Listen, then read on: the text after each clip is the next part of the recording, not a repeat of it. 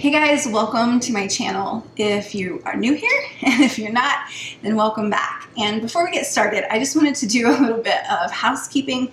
You may have noticed that we changed the name of our channel to the Traveling Homesteaders, and we just felt like that kind of better signified who we are as a family and what it was that we wanted to share with you guys. So that's why we've changed it.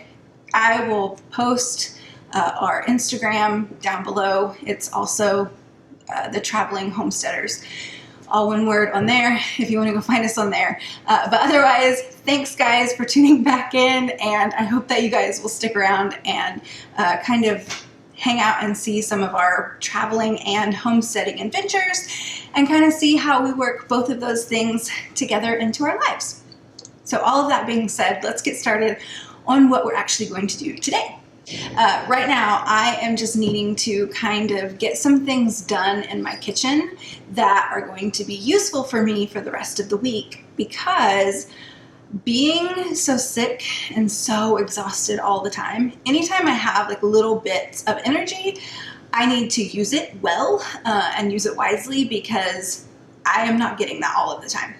So I'm going to take some time today to kind of get going on some breakfast for my husband for the rest of this week, and then a dinner that I can know that we have in the freezer if there is a night that I just absolutely cannot cook, and then one other fun thing that my family really loves. So before we do anything else, I'm going to get started on our breakfast sandwiches. So for breakfast this week, I am going to make my husband some egg and cheese English muffins.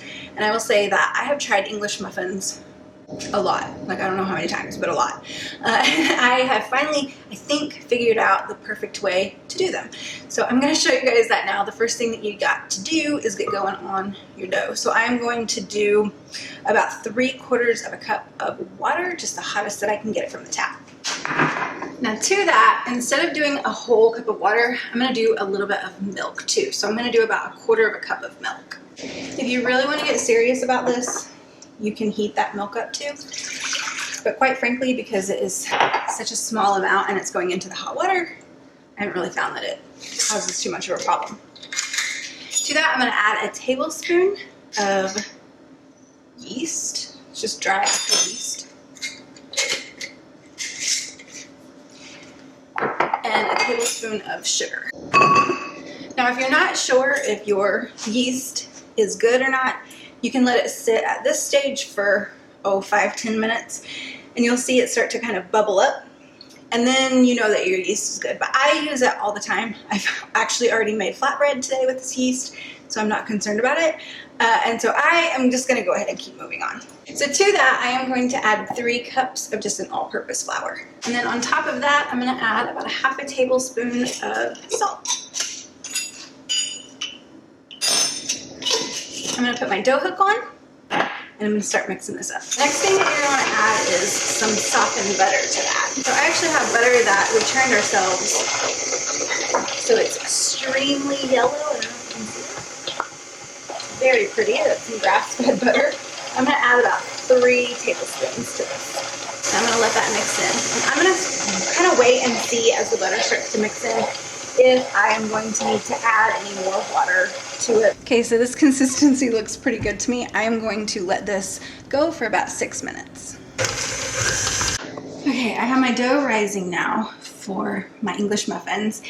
And the next thing that I am going to get started on is some fried rice. So I did not pre-make my rice, which you're supposed to do. You're supposed to make it ahead of time and have it in the refrigerator and kind of use leftover rice for that. But I didn't do that. I didn't have time for that. And honestly, I didn't think about it this morning.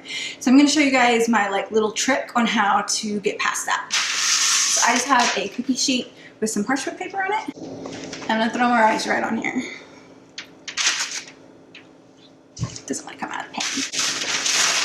Okay. The rice is being a little bit difficult today. So I'm just going to kind of scrape it out a little bit onto my sheet pan here. And then I am going to let this cool for a few minutes. It's really sticky right now.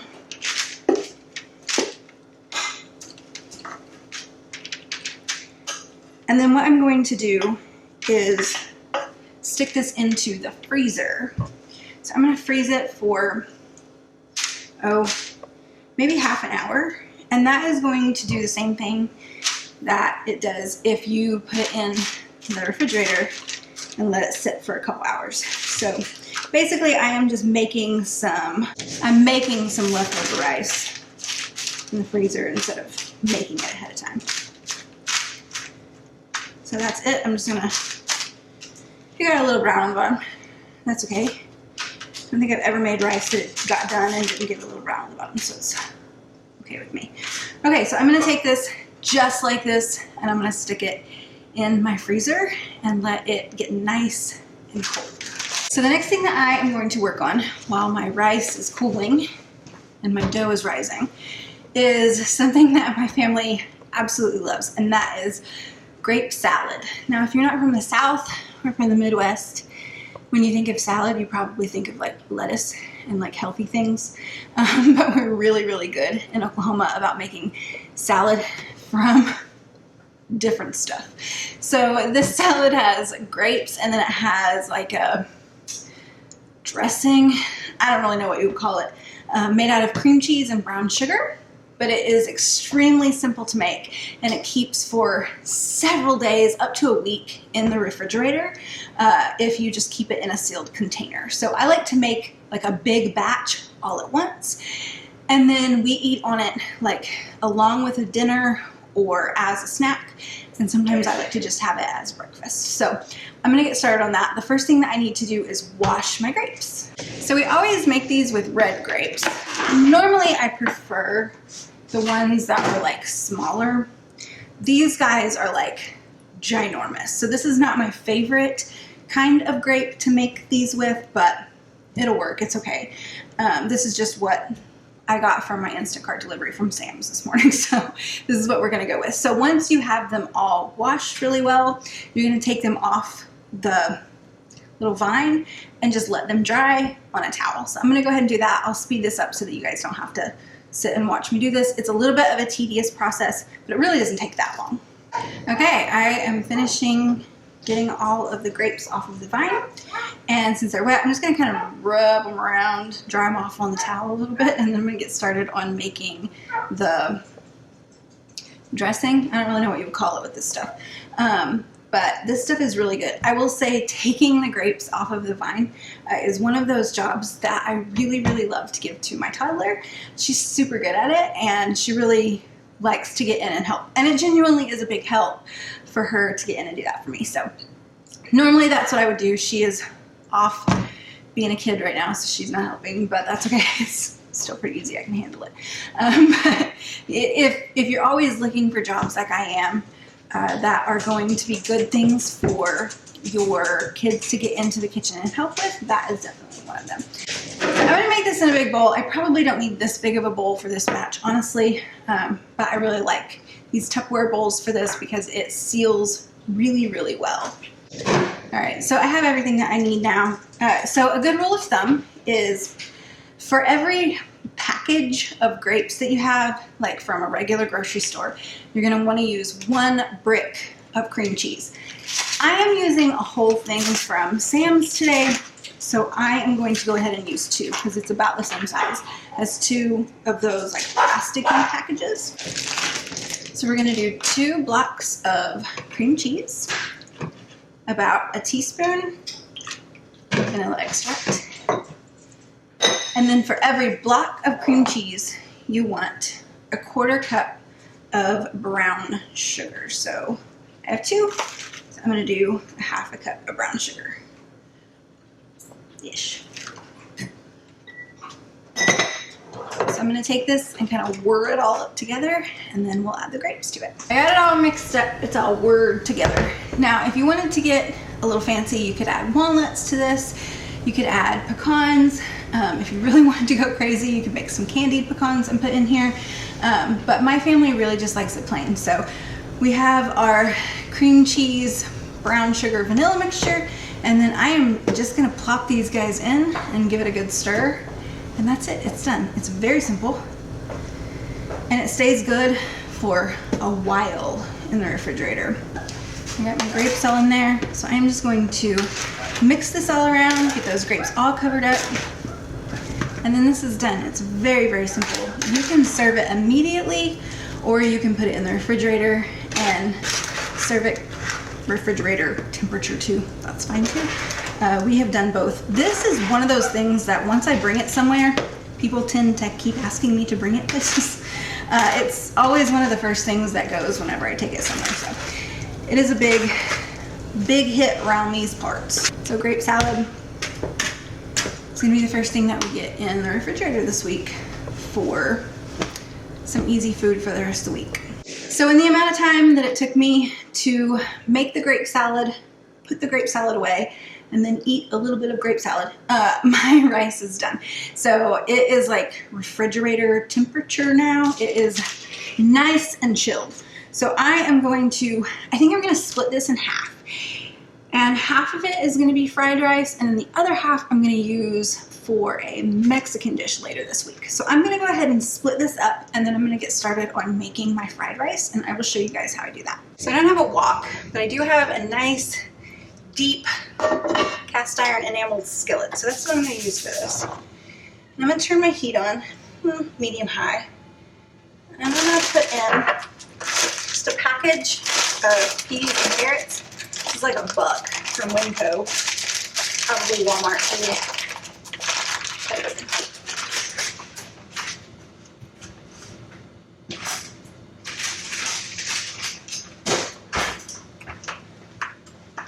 And I'm putting these in right out of the freezer. So since I'm doing that, I'm gonna add just a touch of water, not a lot at all, just a little bit, just to kind of get it going. And then I am going to cover this and let these cook for maybe 3-5 minutes, just until they thaw out. Once all my water has pretty much evaporated out of there and my peas and carrots are not frozen anymore, I am going to add more stuff to it. So the first thing I'm gonna add is some garlic. Actually, that's not true. The first thing that I'm gonna add is some avocado oil. Now, if you use vegetable oil, then obviously you can go ahead and use that. I'm gonna add a couple of tablespoons. And then I'm gonna add the garlic.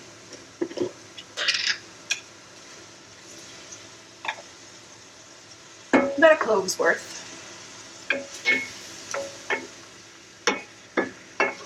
So I'm gonna get that oil nice and hot and start to kind of fry up the stuff that's in our pan.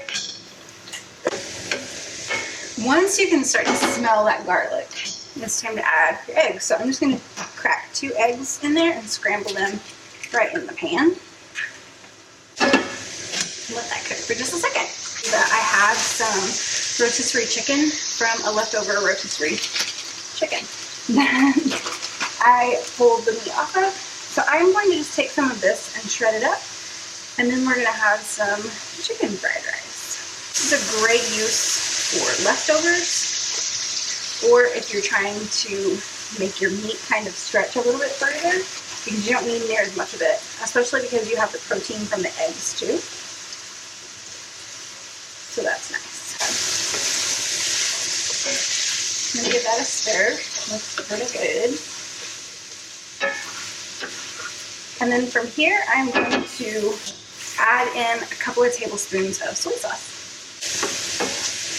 And I think I need a little bit more oil to this to just be able to fry that rice. Okay, and then to that, I just have that rice. I just pulled the parchment paper up. It's kind of easier to move around. And we're going to stir that right in. And my family does not like the taste of sesame oil at all. So I don't usually add that to our fried rice. But what I do like to do at the end is just add a sprinkling of sesame seeds to it. And that's it. Once your rice has warmed through and it's all come together, then your chicken fried rice is finished. And I'm going to set this aside and let this cool completely. And then I will probably split this into 2 different meals. Not everyone in my family is going to eat this. So the nights that I make it, we'll probably have some kind of a soup or something. Sandwiches for the kids that won't eat it. But for the people who will, this is going to make really tasty meals on nights that I just cannot make myself do anything. All right, we're making pretty good time, honestly. So our dough for the English muffins has risen, and I'm going to split this up into 6. You know what? I don't want to do it directly on the countertop. I just decided. Okay, I decided that I wanted to put on a piece of parchment paper just in case it is going to stick a little bit. I don't want it to. So I'm going to split this up into 6 even pieces. Okay. These are going to be pretty big, actually. Okay. I'm going to split it up into 8. We're just working that gluten a little more. No big deal. Because these are going to rise some more. And since they're going to rise some more, I don't want them to be like ginormous. I want them to be usable for what I want to use them for. So, okay. Once I get them all split up, I'm going to kind of pull them apart in my hands like this, turning them over my fingers, basically just making a ball. And then I put it on and push it down. And that's it. So I'm going to do with the other 7 of these the same way. And then I'm going to cover them, and I'm gonna go take a rest because I'm done for right now, except for these.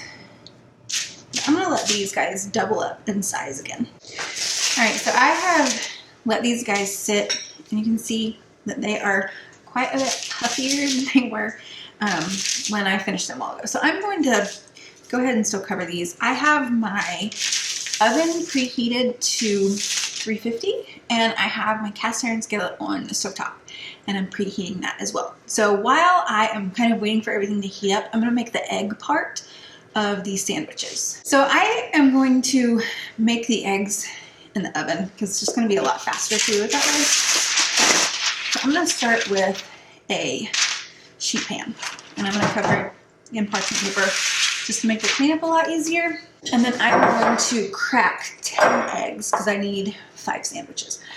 So I'm going to crack 10 eggs and scramble those up with some salt and pepper. Okay, got them all cracked in my bowl.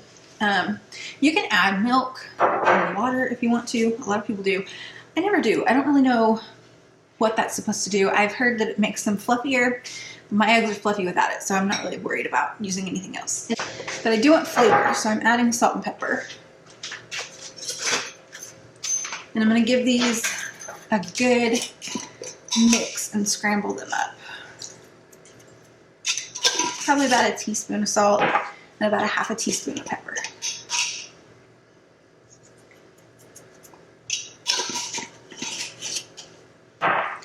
One thing that I really like in scrambled eggs specifically is like a really coarse ground black pepper.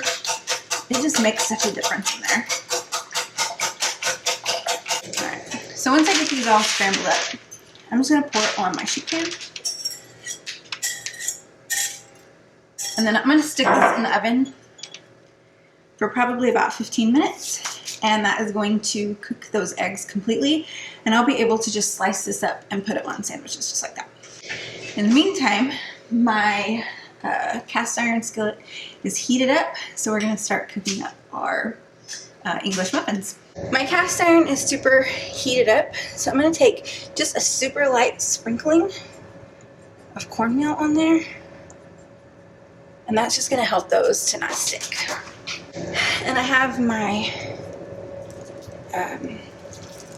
English muffins that have risen. I'm just going to set them right on top of that. And I'm going to turn my heat down to about a 2. I don't want this crazy hot because I want it to cook the inside before it burns the outside. So I'm actually going to cover this and try to keep some of the ambient heat in there, and that's really going to help. So I will show you guys what those look like whenever it's time to flip them. It is time to check these guys. So they've been going for about maybe 7 or 8 minutes. So let's flip them over and see how they look. They're beautiful. Okay, so I'm gonna do the same thing. I'm gonna flip them. I'm gonna cover it and put it on for another 7 or 8 minutes. And then our first batch of English muffins will be done. It is time to take these guys off. You can flip them. They're browned on both sides. I don't think though that they are done completely in the middle. And every time that I've ever made English muffins, that's always kind of been the issue. I can feel that they're still a little bit doughy. So I'm actually going to take these off of my cast iron skillet and I'm going to throw them on a cookie tray and just put them in the oven with those eggs and let them finish cooking all the way through. And that's the perfect way to make sure that you have finished English muffins every single time. Cornmeal doesn't look too bad here, so I'm just going to add a little bit more. If I were going to do many more batches than this, I would probably go ahead and clean this out completely. Just give it a wipe down just to make sure that none of that cornmeal is burned on there, but it looks fine for right now. So I'm going to go ahead and add my next 4, and then I'll get these in the oven. One thing that you really do want to take note of when you take these off, this is why I ended up putting it on parchment paper, you want to not deflate them as much as possible. I don't know if you can see there, but there's some pretty big bubbles, and that is what makes a good English muffin a good English muffin. So I'm going to cover this, let it go for another 7 or 8 minutes, and then flip them, and when I get done completely with them, I will put them all in the oven. My eggs are out of the oven, so I just have just a sheet of egg, and then I went ahead and pulled out my first 4 English muffins. So I just kind of have like an assembly line system here happening. I'm just going to use a pizza cutter. It's the easiest thing to cut my eggs into 8 equal sections.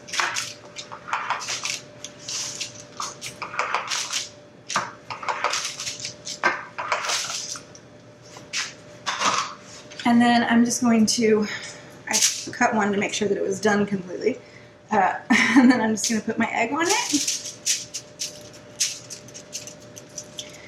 And then in the morning, this, just in the foil like this, is just going to come out of the refrigerator or the freezer and go directly into the oven until it is warmed through completely. So that is how I'm making my egg English muffin breakfast. You can add butter to these if you want to. I'm trying to cut down a little bit on that, so I didn't this time. Or you can add cheese, you can have bacon, sausage, any of those things. This is just what my husband requested this week. So I'm going to finish these and get these done, and then I am going to be finished for the night, and I will have breakfast done completely for my husband before he goes to work every day this week. I have my grape salad done, which will probably be breakfast for us tomorrow and maybe even the next day. And then I have 1, if not 2 meals worth of fried rice already made. And it just took a couple of hours on a Sunday evening to kind of get that stuff done. So thank you guys so much for hanging out with me and kind of prepping for the week. I am so sorry that I'm so out of breath, but unfortunately for the next few months, that's kind of what we're in for. So thanks guys so much for hanging out with me, and I will see you guys next time. Bye.